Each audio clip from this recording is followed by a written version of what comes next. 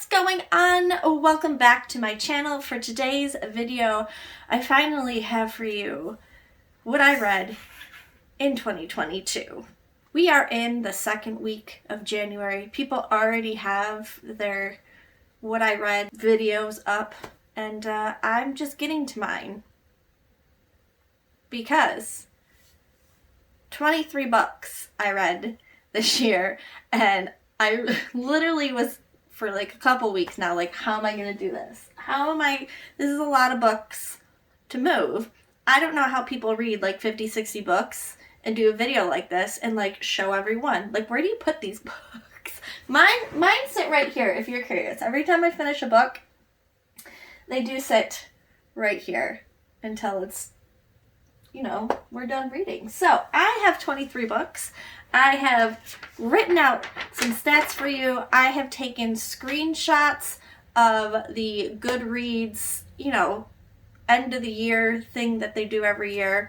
I have a couple stats for you. I did this year invest in and let's see, I got it right here. I invested in a reading tracker, so I won't have to do this again next year, which will be great. So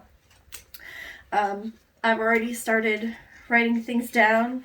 As you can see, I've already finished a book this year, which is great. So that's already in here somewhere. There it is, right in there. So, yeah. So let's get started. As it pertains to a picture that I have screenshotted, I will put it up on the screen for you. So, I have writings everywhere. So I did read 23 books this year, which is crazy. My goal was 22, so I went over one book. I read a total of 7,840 pages, which is awesome, which is nuts. And next year I can literally break down to you on an average a month how many pages I have read, but the number of a whole this year is 7,840 pages, okay? I had 8 5-star reads, 7 4-star reads, 4 3-star reads, 2 2-star reads, and 1 1-star read, which I should have DNF'd. We'll get to it when I talk about that book. My average length of the book, like the average if you put all the pages together, was 356 pages. The longest book I read was Crazy Rich Asians, which came in at 527 pages. And the shortest book I read was What Moves the Dead, which was 165 pages. So those are my stats. I would say a pretty good freaking reading year. So now I am going to go through all of the books and kind of give you a quick reasoning why I rated what I rated. And yeah, grab a snack also too, because this is gonna be long. So grab a snack while I get these bad boys. Alright, the first book on the list, the first one I read, which I actually tried to finish Christmas last year, was Candy Cane Murder. It's got 3 stories in it. It's by Joanne Fluke, Laura Levine, and Leslie Mayer. So this is one of my favorite genres, and it's cozy mystery. Joanne Fluke, her Hannah Swensen series is one of my favorite cozy mysteries ever. In fact, you'll see another Hannah Swensen book in this list. So I was really only concerned about the story that Joanne Fluke did. That's what we're going to talk about mainly. So we have Hannah, and Hannah is going to try and help put together a Christmas gala as one of the elves in Santa's workshop. However, Santa is found dead, and the only clue that she has is a trail of candy canes that's left. That was definitely my favorite story of the other ones. I was unfamiliar with the other stories, the other authors' stories, just because I don't read their cozy mysteries. So they were okay to me. I don't think you really needed to know much going into it, but I don't know, I wasn't as connected and wasn't as invested as I was with Hannah Swenson's story. So it got 3 stars because that's kind of what I've been giving the Hannah Swenson series. There's like 29 books in the series, and they're all really great. They're awesome if you're looking for something where you're like, you want some like mystery and thriller, but you don't want to use too much brain power. This is a really great genre to start up with, and I'm gonna suggest start reading the Hannah Swenson series. Every year I try to read at least one Stephen King book. I'm slowly making my rounds through his catalog. The guy just keeps coming out with more stuff, and I'm like, no, stop, I'm trying to catch up. I don't know how he does it. And a lot of the books he puts out are freaking awesome. So this year I decided I was going to start from the beginning. I was going to start the classic, and that was his very first published work, which is Carrie. I think everybody knows about Carrie. It's a classic. And it blew my mind as I was reading it. I was like, holy crap, this is his very first work. It's his very first work. And I just loved it. I loved it. It's so immersive. And if you know Stephen King, you've read Stephen King before, he can go on these like tangents throughout the story. But the tangents worked in Carrie, and it was so good.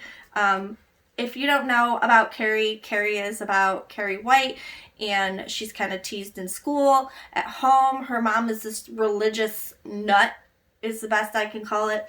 And we start to see that Carrie has these telekinesis? Telekinesis powers. And she kind of starts walking to the beat of her own drum. And of course, we have the famous scene with the blood during prom. It was so good. And this edition is beautiful too. I ordered this edition. This is from Hoder. Yeah, I had to order it on, oh God, I don't remember where I ordered it from, but these are like Halloween cover editions, which is so great. Oh, and I did give Carrie 5 stars. It deserves 5 stars. And I'm pretty sure this is like one of his shortest books. All of his other books are gigundo. Hello, It. If you've read It before, I read It. It took me like 6 months to read because it's a chunk. Speaking of chunks, my next book is the longest book I read this year, and that is Crazy Rich Asians by Kevin Kwan. This follows Rachel, and Rachel has agreed to spend time in Singapore with her boyfriend and her family. When she arrives in Singapore, she finds out she is around some snobby, rich, elite Asians, and Rachel quickly finds out that Nicholas's family is not very happy that he has not chosen within the socialite circle. The family kind of tries to tear her down little by little. So it was a good read. I liked it a lot. I did give it 4 stars, mainly because I have been to Singapore, so a lot of the places that they mentioned in this book, I felt like I was back in Singapore, which was cool. So I felt really connected to the book. However, even though I gave it 4 stars, I have the other 2 books. I just don't know if I want to get into that world again or not. I should say world. If I should get into the story again or not. I've heard some mixed things, like this is the good book, and then just things kind of start to fall apart. I don't know. Let me know in the comments down below if you guys have read the 2nd and the 3rd book in this series, and if I should pick it up. Let me know. I'm curious, because I don't know, I don't have a desire to pick up the other 2 books. Next on my list is my most favorite I'm going with it. Most favorite book I read last year. Okay. It got a 5 star, and that is The Lost Apothecary by Sarah Penner. Not only is this cover beautiful, but the story inside is just as beautiful. We are going between two timelines. One is with Carolyn in the modern day, and she has just broken up with her husband. Is that husband? Yeah, I think it's her husband. I was cheating on her, and they were supposed to go on this trip, and she decides that she's going to take this trip by herself. She discovers this little vial bottle in the river, and she's decided to do some research on it. So the other cool part about this book is that we follow the story of where this vial came from, and we find out it's from a woman named Nella and her apothecary. And this apothecary was a place where women could go when they were wronged and buy some poisons and poison husbands, workers, whatever they needed. And so Nella is kind of unfolding this lost apothecary, and it was so beautiful. I loved this story so much. She's actually coming out, Sarah Pender is coming out with another book this year, which I'm hoping is just as good. And it's called like the Secret Society of Seances or something like that. I'll put a cover up over here, but I'm so excited because Sarah Pender, this being her first book, absolutely beautiful, very colorful and just descriptive. I loved it so much, and I'm pretty sure I cried at the end. I'm pretty sure I cried at the end. So yeah, pick this up. It's a really good read, and hopefully her next book is just as beautiful. Also, there is a map in this book. I love maps. Any book with a map where you can actually go through and immerse yourself even more because you have an idea of where things are is just great. And then I also want to read this because it's my favorite book. We're going to spend a little bit of time on this. I'm going to read this on the inside. It's Ancient Apothecary's Oath. I swear and promise before God, author and creator of all things, never to teach ungrateful persons or fools the secrets and mysteries of the trade, never to divulge the secrets confined to me, never to administer poisons, to disavow and shun as a pestilence the scandalous and precarious practices of quacks, empirics, and alchemists, and to keep no stale or bad drug in my shop. May God continue to bless me so long as I continue to obey these things. So, yeah, it's really cool. The next book, I was fortunate enough to get my hands on an ARC. This copy I have in my hands is my own copy. I liked it that much. I bought it. And that is Extasia by Claire Legrand. I compared this book to, if you have ever seen M. Night Shyamalan's The Village. This book is very culty. It's very like... So we arrive in this town called Haven, and Haven is a very religious town. And the main character in here, actually we don't know her name fully. She's given a couple, I think, different names in this book. We go on this journey of who is actually good and who is actually bad as she kind of finds herself. In this story, this girl has decided that everything that's going on in Haven, she doesn't 100% agree with, and she searches out another group. It's in this group that she finds out that she has more potential in herself, and she now wants to go against the town of Haven. So very much like The Village, like there's some weird stuff going on, and not everything what she sees is what is to be believed. I gave Extasia 4 stars. I thought it was a pretty unique book, even though it did remind me of that movie a lot, but it was something I have never read myself in a book. So Extasia is a good one.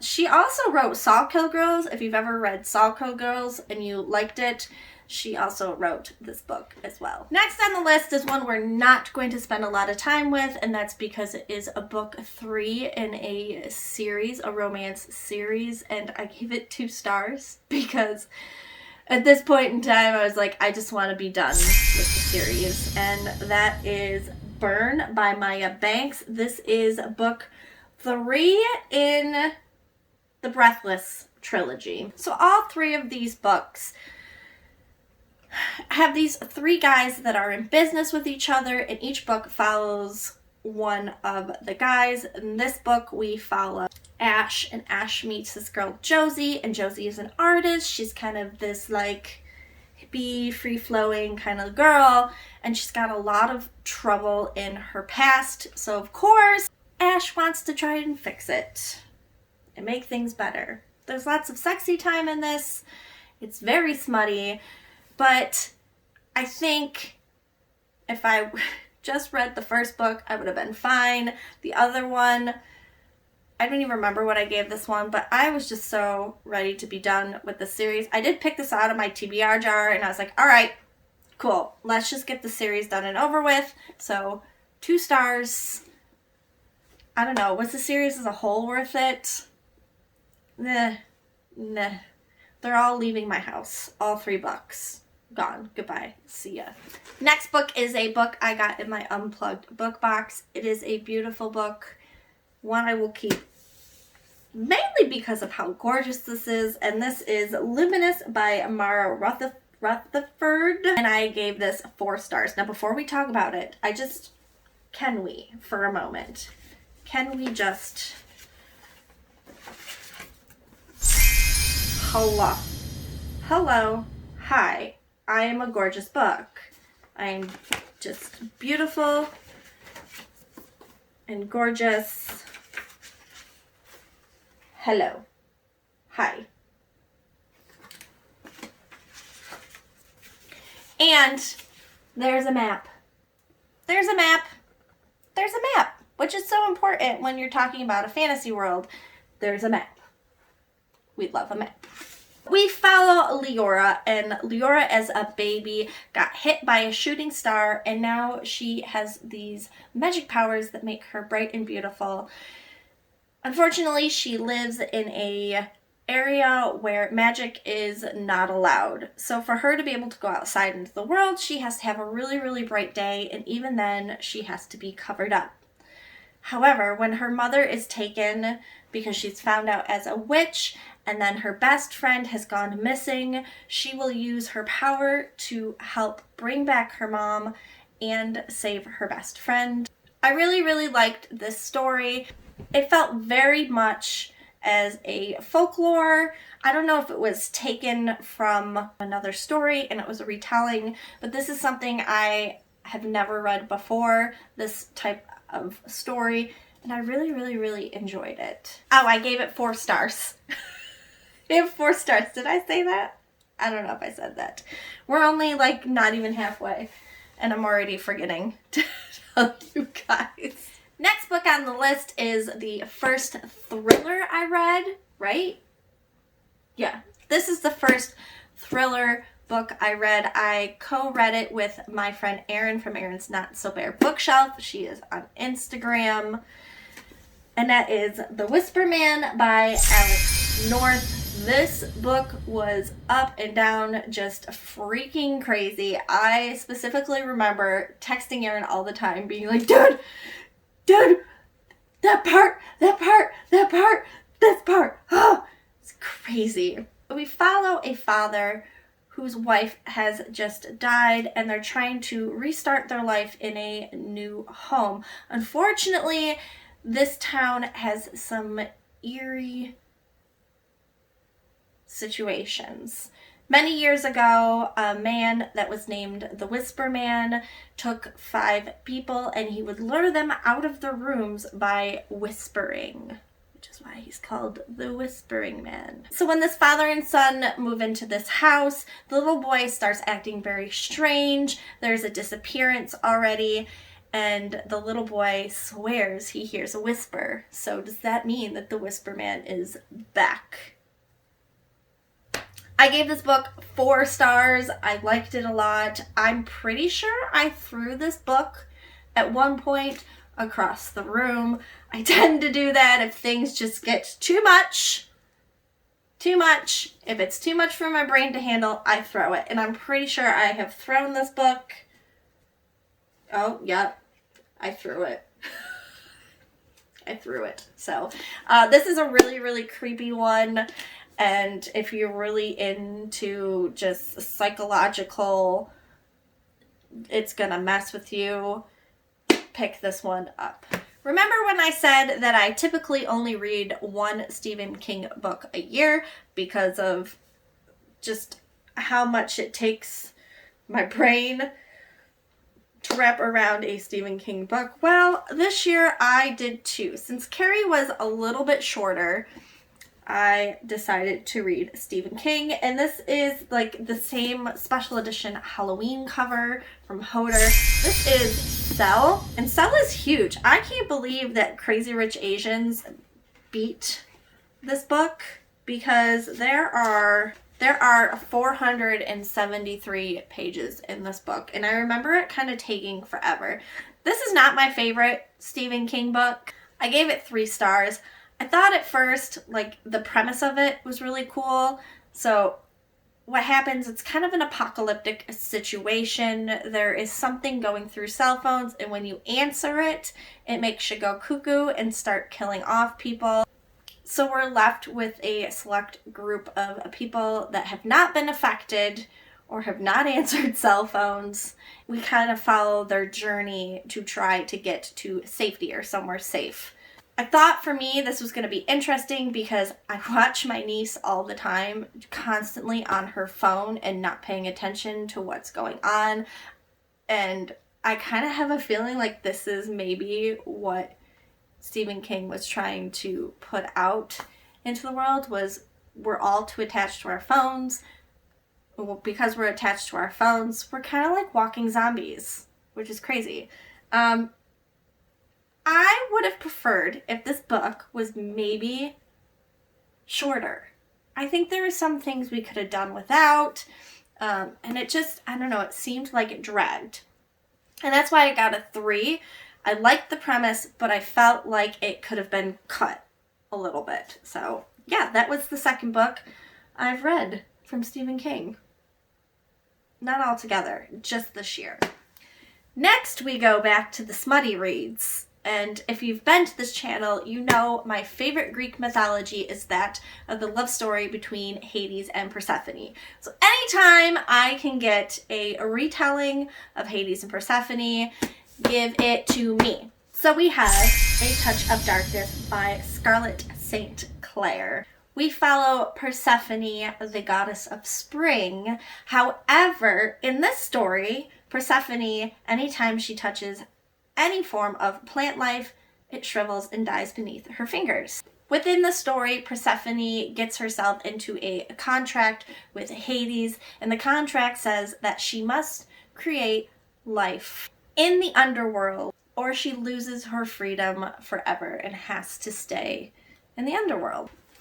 Of course, with the tale, Demeter kind of forbids Persephone to be in the underworld, and when Hades and Persephone start falling for each other, it just makes the situation even worse. I really liked this take. It kind of had a modern take to the story. We've got clubs, we've got gambling, we got a school, college setting, sort of, and I really, really enjoyed this retelling of the love story between Hades and Persephone. Oh, I gave that 5 stars. I gave it 5 stars, by the way. I don't know if I said that. Next on the list is a YA contemporary, and one I picked out of my TBR jar, and that is The Good by Summer by Sarah Van Name. We follow Caroline, and Caroline is just counting down the days until she gets to leave her town with her boyfriend, Jake.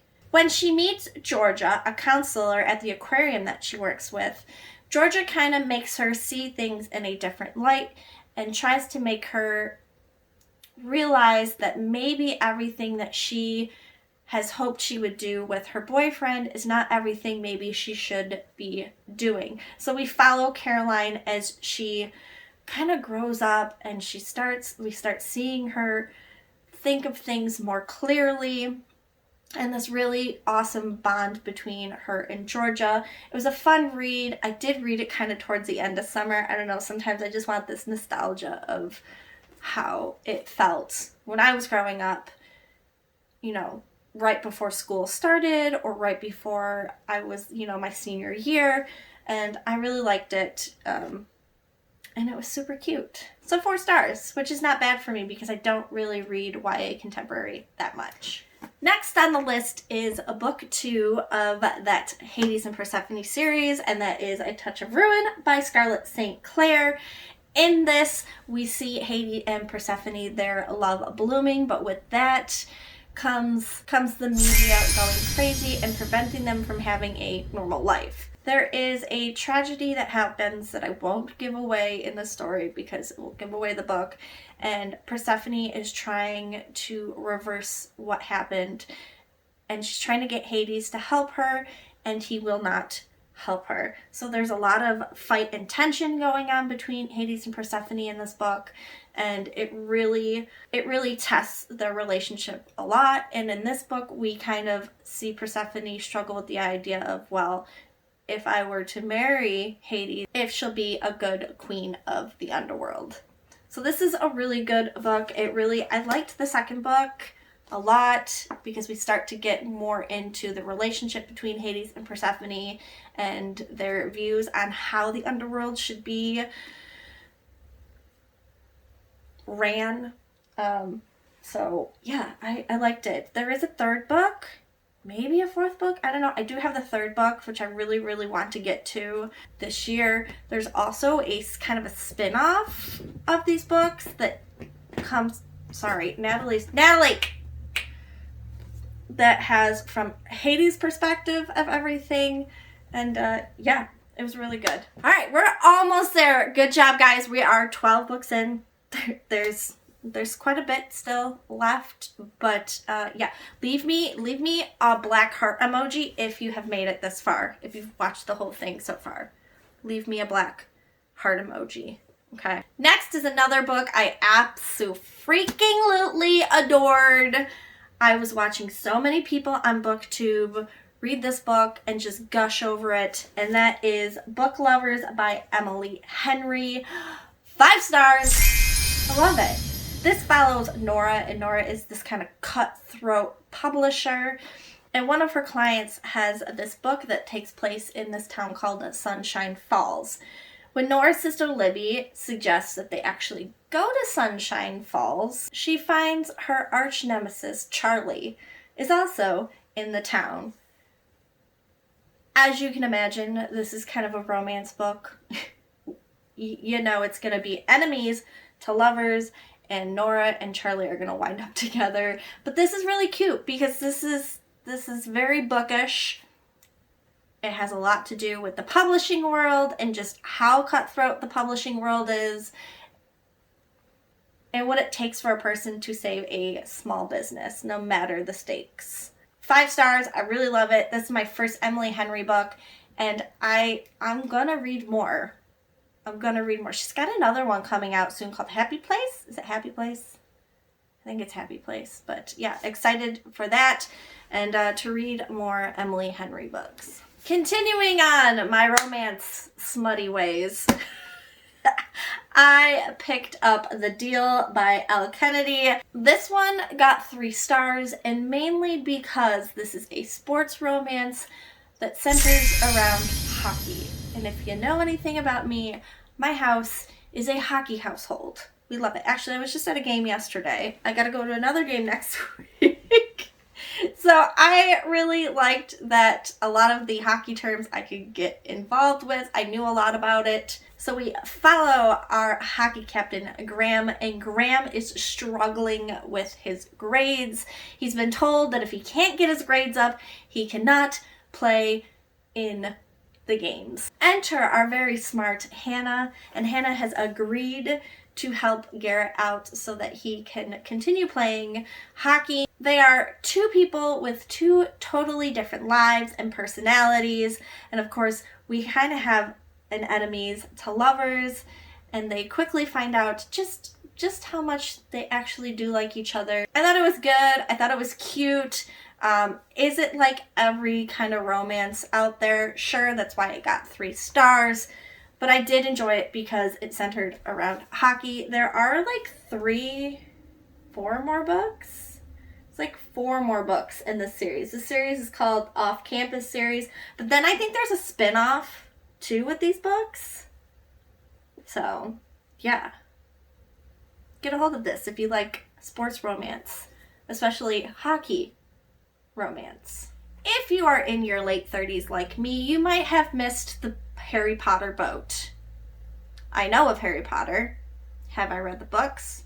I read the first 3 books. I've kind of watched the movies, but I was kind of past the age of watching them.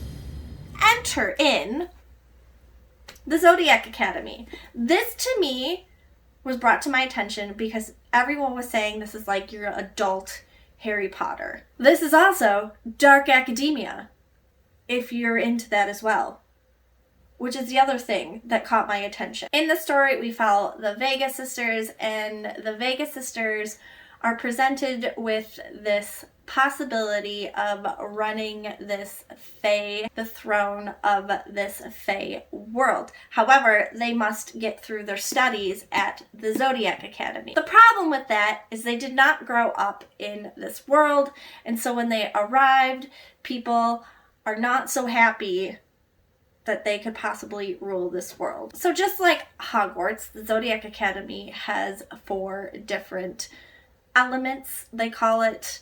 You're placed in your element. There are different magic classes in there, a lot of which I heard are eerily similar to the classes at Hogwarts. However, unlike Harry Potter, there are some sassy moments, if you know what I mean by that. I really liked this book. I gave it 4 stars. There are like 8 more books in this series, and they just keep getting bigger and bigger as they go. But I'm really excited to get back into this world and see what other shenanigans happen at this Fae school. Next on the list is the shortest book I read, and I read it for spooky season, and that is What Moves the Dead. And that is What Moves the Dead by T. King Fisher. This is a retelling of Edgar Allan Poe's The Fall of the House of Usher. In this book, we follow Alex, and Alex has gotten word that his childhood friend is dying. So he takes a journey to this house, and what he finds is that this house is surrounded by these weird rabbit-like creatures. Hello, rabbit-like creatures. Possessed wildlife, this weird lake, and it might have something to do with his friend dying. So they're gonna figure out the mystery. Within the mystery, there's these weird things going on. The woman who is dying is like getting up and walking around. It's really creepy. This is another one I threw. The ending part was just, I threw it. It was too much. But it was really good. It was really good for as short as it was. It really packed a punch, and I gave it 5 stars. So this cover is also really cool too. And the inside, like, there's this creepy rabbit, which is really creepy. There's that. And also too, if you notice, there's mushrooms on the cover. So my friend is into foraging mushrooms, and she brought me mushrooms one day while I was reading this, and I was like, I can't eat these. She's like, what, you just fry them up in butter? It's fine. I was like, no, I can't eat these right now. Like, I'm reading a book where it has to do with fungus and the mushrooms, and I just can't do it right now. So it really got to me. It really got to me. Guys, we're almost there, I promise. This is going to be crazy to try and edit, but we're almost there. We have another dark academia book, and one that was highly recommended throughout book 2. And when talking about this book, a lot of people are like, did you read the published version or the non-published version? And that, my friends, is the Atlas 6. In my hand, I have the non-published book. Is it non-published? Self-published? Self-published book. So in the Atlas 6, we follow 6 magicians, and they are given the opportunity to belong to the Great Alexandrian Society, caretakers of lost knowledge from the greatest civilians of antiquity. I did read the book. The back, because it's so good. I listened to it. The Alexandrian Society, caretakers of lost knowledge from the greatest civilians of antiquity, are the foremost secret society of magical academians in the world. Yeah. So we follow 6 people. We also know that one of them has to die. So 5 people are allowed to be in the society. One of them has to go, and they have to kind of decide who goes. So you're going throughout this book. They're kind of playing games with each other. They're playing mind games, and they're also learning about their magic throughout. And I thought it was good. It can be tough to read at times if you're not used to reading. This is going to make me sound so dumb. If you're not used to reading big words, if that makes any sense. Like, this takes place in an academic setting, so there's big, giant academic words. And, yeah, but I still liked it. I really did like it. There are some really cool pictures in here. I'm going to see if I can land on one. There's some really cool pictures of all the magicians throughout the book. And yeah, I really, really liked it. There is a second book out now that I believe is only traditionally published, and that's the Atlas Paradox. If you watched my book haul, which was the last video, I did haul that book, so I will be reading that soon because this left off on a cliffhanger, and I can't wait to see what happens. So yeah, we got 6 more books, guys. Another favorite of mine in this pile is My Best Friend's Exorcism by Grady Hendrix. I love this book so much. It was so good. It mixes a lot of horror but comedy at the same time too. So there were parts in this book that were really funny. There were parts in this book that was just I also threw this book a couple times. But Grady Hendrix does a really good job of mixing horror and comedy. We follow 2 girls, Abby and Gretchen. This takes place in the 80s. And one night, Gretchen decides to go skinny dipping. Well, after skinny dipping, she starts to act really weird. And her friend Abby has discovered that she is possessed. However, everyone around her is thinking that everyone around her does not think that she's possessed. So Abby has to try and convince people that she's possessed, and all these weird things are happening. I really like how in this book, even though what is going on with Gretchen being possessed and her doing these horrible things, their friendship still holds strong, and Abby will do anything to save her best friend. Like I said, this takes place in the 80s, and each chapter header has a name of a different 80s song that goes in perfectly with what's going on in the chapter. Grady Hendrix is great. Like I said, I read my Southern Book Club's, the Southern Book Club's Guide to Slaying Vampires last year. I loved it just as much. I think I gave that one a 5-star. However, I liked this one much better. So if you're trying to decide between the two, go with this one first. And yeah, I really, really want to keep reading Grady Hendrix books. There is a Grady Hendrix book coming out in the Nightworms soon. I don't think for January, I think for February, which I mentioned in the last video, I think I mentioned it in. So take a look if you haven't watched that video. But yeah, I really like this one. Another one of my favorites. All right, I have a controversial one for you. You either loved it or you hated it. Or there is just too many mixed reviews. You're like, nope, I'm not doing it. Well, I am on the I liked it train, and that is Verity by Colleen Hoover. Colleen Hoover mainly writes romance novels. She's got a ton of them. She's got a backlog that is just crazy insane. However, this is her first romantic thriller. Is that what they call it? Romantic thriller, I think. Yeah. So we follow Lowen, and Lowen is an author, and she's really slumping bad. She's not doing very well making books. However, when she's given the opportunity of a lifetime, she takes it. And that opportunity is to be kind of a ghostwriter, I guess, for this woman named Verity and her much loved series. We find Verity has gotten into this accident and she can't talk. She's pretty comatose. She can't move. So Lowen kind of moves into this house with her husband and her son to write these books and find out more so she can kind of get into the head of Verity. Lowen then finds a manuscript that kind of tells the life of Verity, and Lowen quickly realizes that Verity is all sorts of messed up. Creepy things start to happen, and now you're not sure what is going on, what is truth.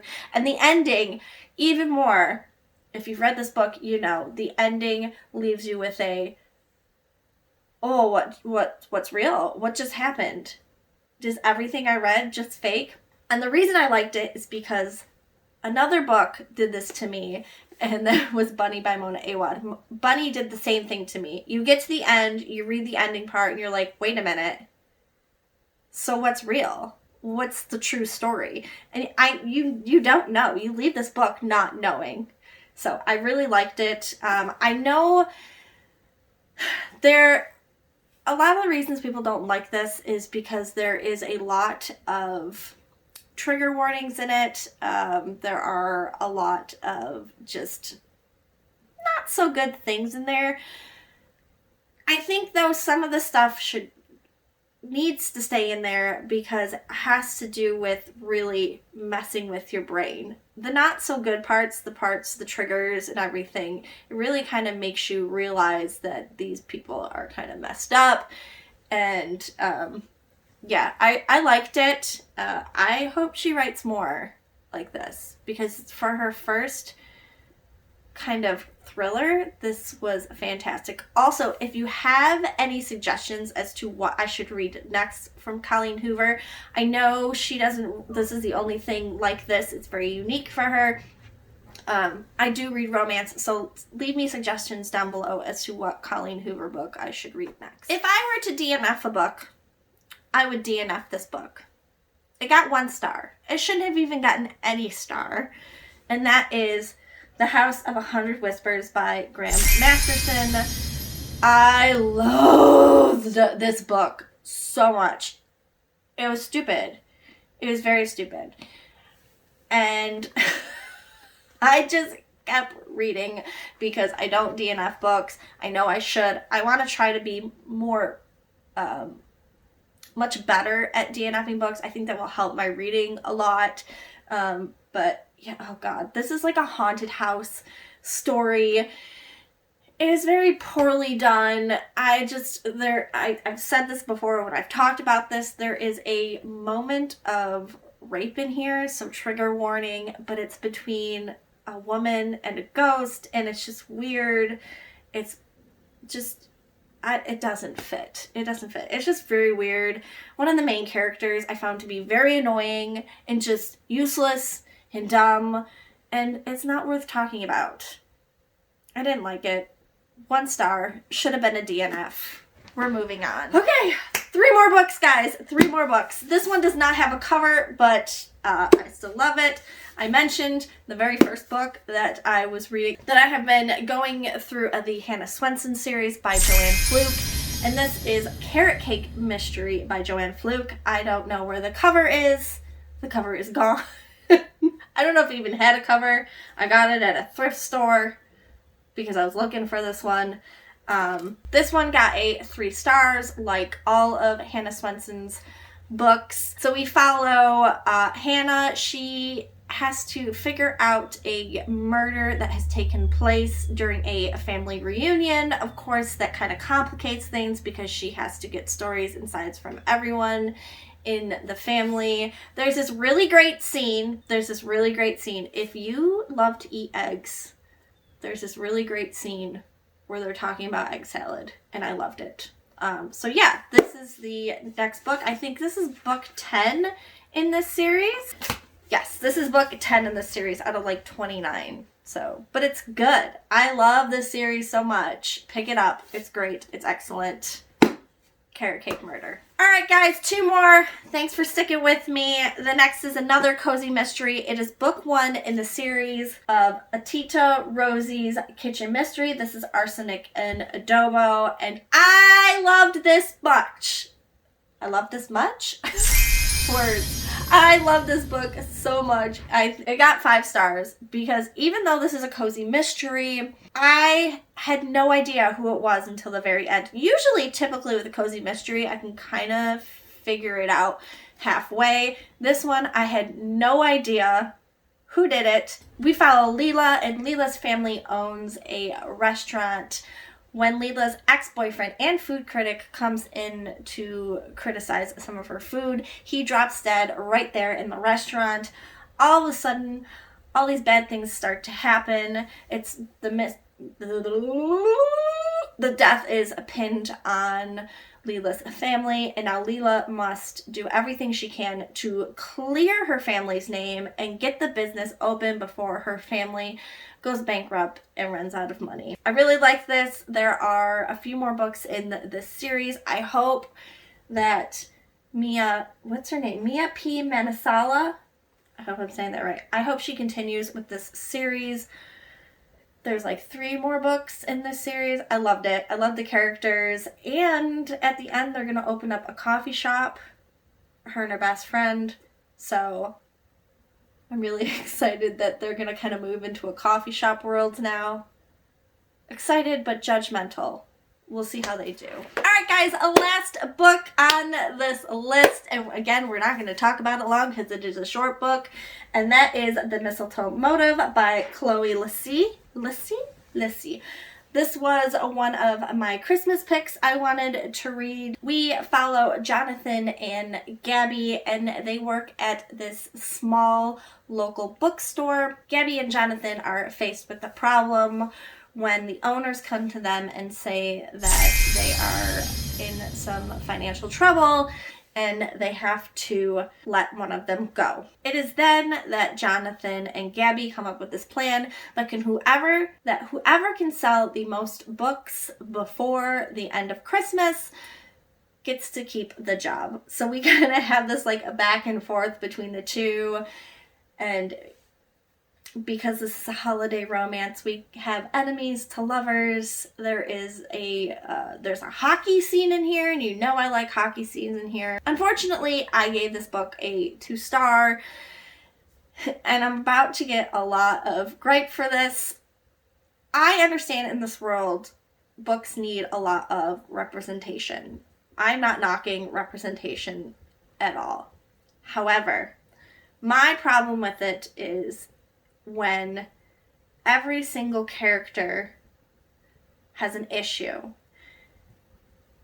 The main characters, the side characters, the minute characters, every single one of them is represented by something. And each representation has a 1.5-page long explanation of what it is. Like I said, I understand needing representation of all forms in every book, but it comes across to me as trying too hard when every character has something. That kind of comes across as mean. I know I'm going to let a lot of slack for this, but it's a short book. It's a tiny, tiny, tiny, tiny, tiny book. So in my eyes, when you're going to make a tiny book, it's got 179 pages. When you have a tiny book, I feel like there's no room for there to be that much explanation about what that representative is, what that issue is. So I don't know. That's why I got a 2-star. I think if a lot of that was just kind of left out, left to be, I feel as if I would have enjoyed it a little bit more. I think the 2 main characters have representations of a certain something. I won't give it away because it kind of has to do with what's going on in here for the main characters. But the side characters, I feel like you could have just let it alone. I don't know. That's it. That's my rant. But I mean, it's a cute story. Takes place in a bookstore. What else could you want? So that is everything. That is all 23 books. Holy moly, editing Chelsea is about to not be so happy. How many books did you guys read in 2022? Let me know in the comments down below. Also, what is your goal this year? Let me know. My goal is 23. I read 23, but we're in 2023, so I'm doing it 23. If you enjoyed this video, please give it a thumbs up. Like I said, I know it's long. Leave me a red heart emoji if you made it all the way to the end. If you haven't already, please subscribe, become a member of this beautiful bookish family, and I will see you guys in a shorter video, hopefully, next time. Thanks for watching, guys. Thanks for sticking around. Bye!